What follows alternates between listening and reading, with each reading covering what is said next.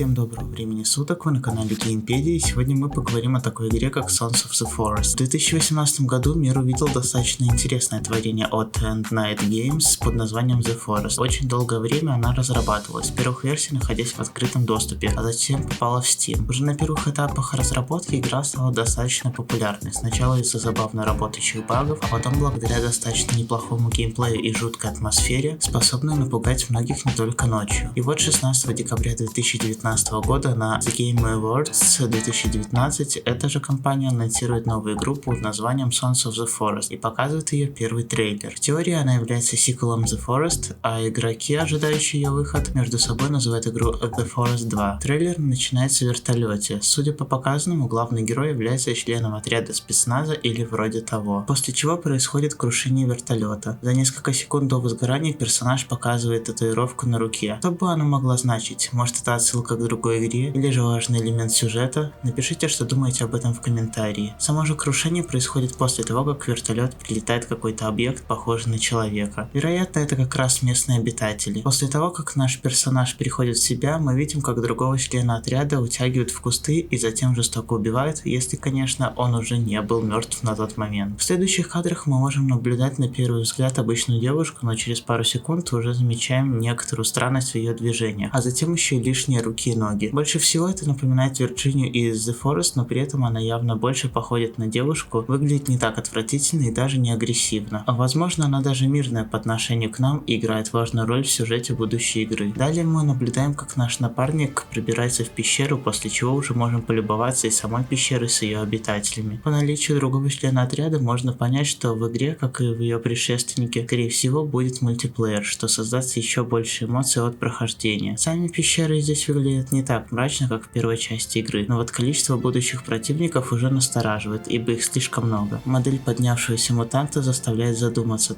так все и должно быть, или же они немного недоработаны. Впрочем, даже если так, это лишь первый трейлер, и у разработчиков есть время доработать все, что они запланировали. Спустя год, а именно 24 декабря 2020 года, разработчики решили сделать всем новогодний подарок и порадовали новым коротким информативным геймплейным трейлером. Он все так же начинается в вертолете, а именно при его крушении, после чего кадр резко меняется на дневной лес, где персонаж держит в руках навигатор или что-то сильно напоминающее его. Вспомним, что в первой части персонажа была лишь нарисована от руки карта, и то ее сначала еще нужно было найти. На карте мы видим точку, указывающую на какое-то место, вероятно, именно с помощью них мы и будем продвигаться по сюжету. Хотя возможно, что эти точки мы сможем оставлять и сами в качестве оповещательных меток. Далее мы видим анимацию рубки дерева, а после нее протоптанную дорожку из снега. Выглядит это, особенно по сравнению с первой частью, очень хорошо и, что немаловажно, реалистично. Может, частицы отрубки слишком квадратные, но они есть, а это уже весомое различие. В отрывке со снегом, а также в следующих кадрах нам показывают ту самую Вирджинию из первого трейлера. Ее действия все больше заставляют задуматься, кто она, почему она здесь и опасна ли вообще. Наверняка она и правда повлияет на сюжет. Все там же мы видим современный арбалет в руках у персонажа, а далее и пистолет, что показывает подготовленность к тому, что может произойти на острове. Хотя я бы не стал утверждать, что отряд летел именно сюда. Вдруг их просто сбили почти как в первой части, а сейчас они просто хотят эвакуироваться для спасения или же продолжения их отложенной миссии. Остается вопрос, откуда брать боеприпасы для оружия? Если для арбалета с горем пополам еще можно сделать болты, то для пистолета уже вряд ли, а добавив возможность найти эти патроны, разработчики создадут огромную нелогичность во всем этом. Ведь на острове обитают не самые умные и продвинутые создания, а до нашего героя вряд ли кто-то еще посещал эти неблагоприятные места. Посмотрим, как они все сделают, а ваш вариант вы всегда можете написать в комментариях. Далее около нашего персонажа мы видим девушку, которая чем-то напоминает ту Вирджинию, но тут она выглядит слишком нормально. Либо ее показали под таким ракурсом, либо же что-то ее превратило в мутанта. Такой поворот событий может явно заинтриговать еще больше. Что же с ней случилось и почему? После таких интересных кадров нам демонстрируют возможность копания земли. И на первом месте стоит даже не анимация, которая тоже выглядит очень качественно, а сама возможность копания. Такое у нас здесь впервые, и вариантов, зачем это может быть, нужно также много. Может, у нас будет возможность искать предметы и сокровища, может накопать червей для рыбалки, а может это просто однократная анимация для сюжета. Пока что нам об этом узнать не получится. Когда герой открывает странноватую дверь, он попадает в помещение, похожее на чей-то дом, причем абсолютно обычный, в смысле не для этого острова, а вообще. На столе стоит робот, который можно назвать отсылкой к первой части игры, который дает возможность задуматься, это просто отсылка, либо же тут причастен Тимми. Он может оказаться как главным героем, так и главным злодеем. К концу трейлера нам показывают анимации, связанные со строительством и в целом с постройками. Также мы видим, как мутанты ломают стены, ломятся в двери, а игрок просто смотрит на это. Здесь местные обитатели показывают свои умственные способности и внимательность явно не с лучшей стороны. Затем всего парой кадров нам показывают то, что на этот раз спокойно построить дом у нас не получится, и заготовленные материалы у нас просто порастаскивают по кустам. Я понимаю, что им тоже нужно где-то жить, но разве они не могут сами нарубить себе бревен? Сразу после этого в трейлере мы видим, что не все мутанты ладят между собой, а мутанты маски то ли сильнее, то ли главнее, то ли вовсе умнее и человечнее. При этом на кадрах, где наш персонаж в этой маске, на главного героя даже не нападают. Не забываем о том, что такая же маска находилась подозрительно в современном доме, который мог принадлежать тому, кто все это затеял. В последние секунды нам демонстрируют нового мутанта, все так же жуткого на вид, но еще непонятно как взаимодействующего на персонажа. Разработчики могут смилостивиться и дать ему возможность немного покусать нас, а могут и пойти более хардкорным путем, давая возможности полностью проглотить игрока. После просмотра двух выставленных на всеобщее обозрение трейлеров можно сделать небольшой вывод. Вполне возможно, связь с первой частью игры. В игре может присутствовать Тимми, но неизвестно кем он будет. Сюжет игры может быть завязан как раз на Тимми, а также на Вирджинии, слишком уж похожи на обычную девушку. Если же смотреть на анимации, они стали куда более проработанными, а также их стало больше. Надеюсь, что игра будет не просто лучше предыдущей, а не хуже современных и в плане графики и сюжета, и самого геймплея. Хотя сюжет здесь явно ждут не в первую очередь. Фанатам первой части больше подойдет мрачная и вечно пугающая атмосфера, не дающая расслабиться нигде, кроме главного меню игры, а то и вовсе за ее пределами. На этом ролик подходит к концу, мы еще увидимся здесь, а пока что можете подписаться на канал, поставить лайк, написать комментарий по интересующему вас вопросу или же просто для оценки видео, а также нажать на колокольчик, чтобы не пропускать новые видео.